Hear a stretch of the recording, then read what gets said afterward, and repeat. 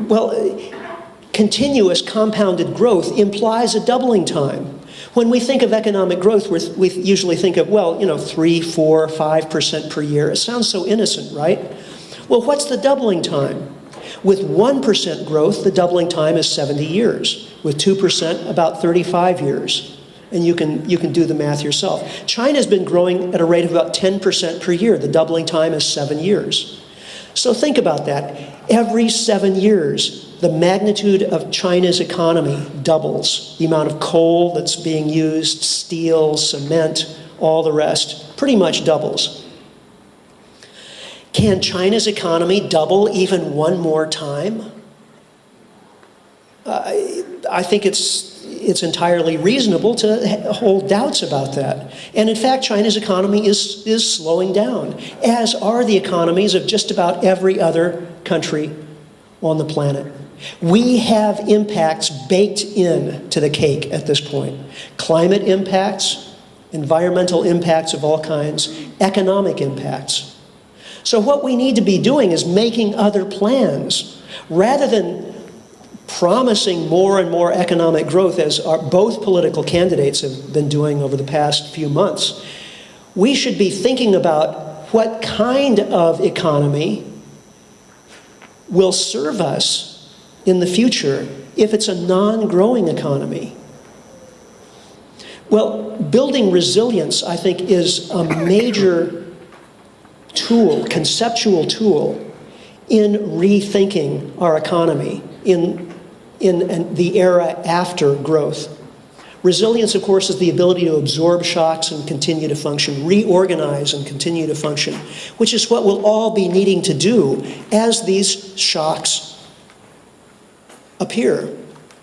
So what does resilience look like on the ground? Well, it turns out it looks almost the exact opposite of what economic efficiency has looked like over the past few decades. Now, economic efficiency sounds like a good thing too. I mean, energy efficiency is almost always a good thing. Why not economic efficiency? Well, sometimes it is. It's not always a bad thing, but think about it this way.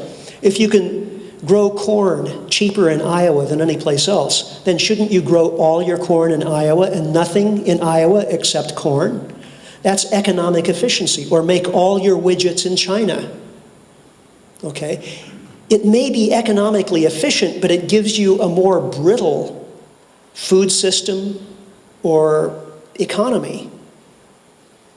And that's what we've done. We've made our economy maximally efficient, but minimally resilient. And now that we have impacts on the way, we have to dial back.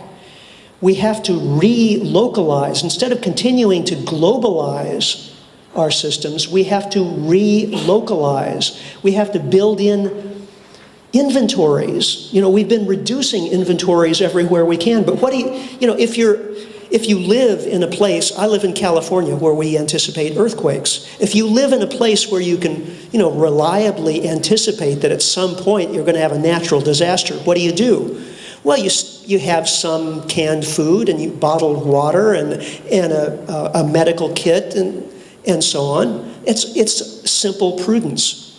Well, every community should be thinking along similar lines. We need to be thinking about how we can relocalize our food systems, our energy systems, how we can reduce the need for transportation and transportation fuel, so that if some of our current systems fail, let's say the global oil provisioning system fails for, temporarily or permanently, well, if we're not depending on it so much, then we're not impacted so much.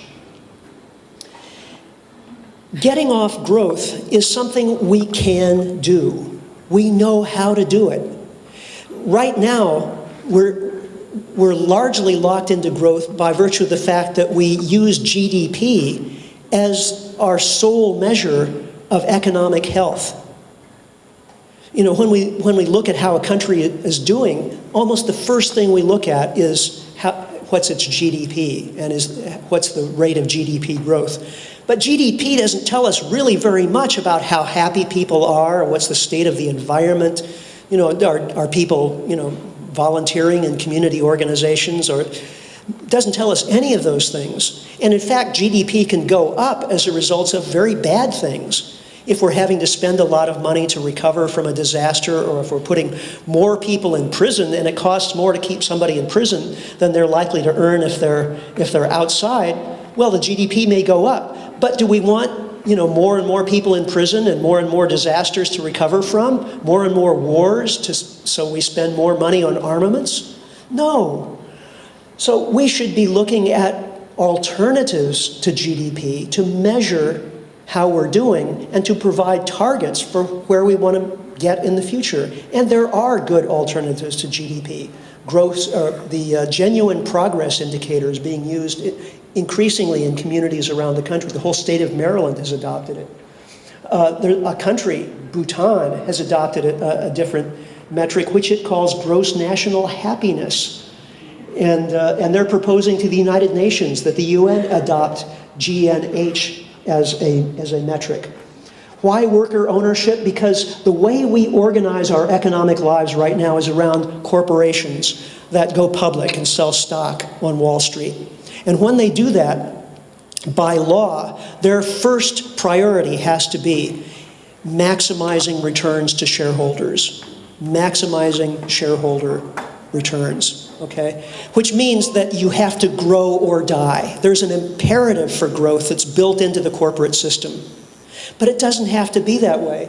With family-owned or worker-owned businesses or co-ops, businesses can function from year to year without necessarily having to grow. They can provide services and products for their customers. They can provide employment for their workers. And whether the economy is doing well or doing badly, they can continue. Whereas, in the corporate world, it's dog eat dog. And we have to look at population stabilization and reduction. This isn't a very popular topic these days, but think about it. If the human population continues growing, but the economy doesn't, that means rather than an ever-growing pie with ever-growing slices for an ever-growing table, that pie is going to be shrinking. So if there are more and more people at the table, everybody's going to be getting a smaller and smaller slice. The only way you can make this work without human tragedy on an unimaginable scale is to start thinking very seriously about population stabilization and reduction. And again, we can do this. We've discovered through trial and error over the course of the last few decades what works and what doesn't. It's just a matter of taking it seriously and implementing the policies.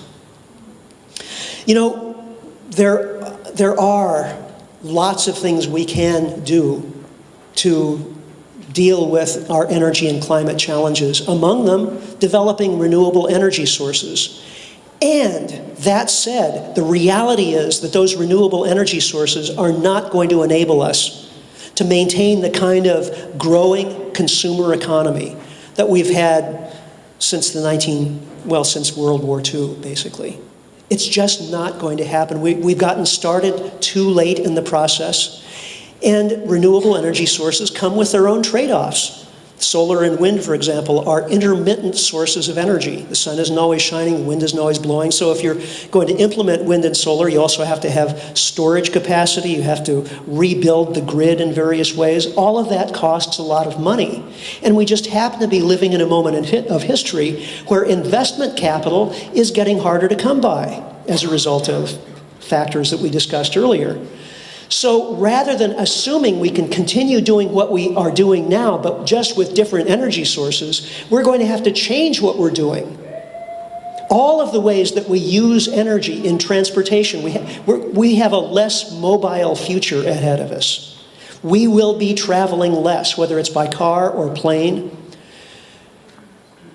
So we should be designing our cities and our lives, our communities, so that we don't have to travel as much in order to do what we need to do. We should be designing buildings that are self-sufficient in terms of energy, in terms of water.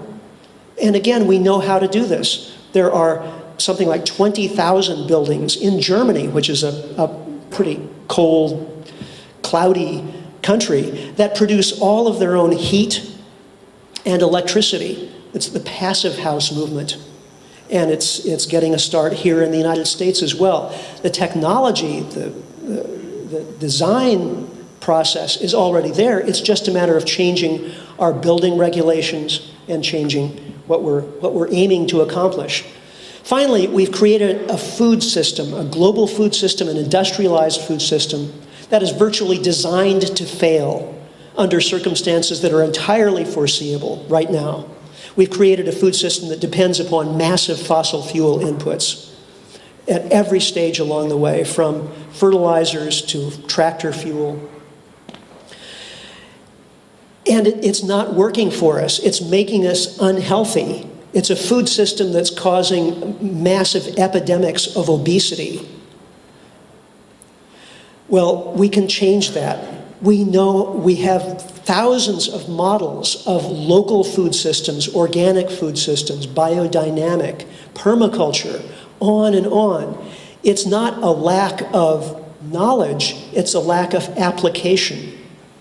So we know how to solve all of the problems that we have. The problem is, the meta problem is that what we're trying to do is maintain business as usual, whereas the solutions are ones that are going to actually require us to change business as usual. One of the most fundamental changes that's going to be required, I think, is in economics itself as a discipline. This is a discipline that's grown up just during these last couple of hundred years of anomalous economic growth. So economists have internalized the assumption that economies will always grow and can grow in perpetuity.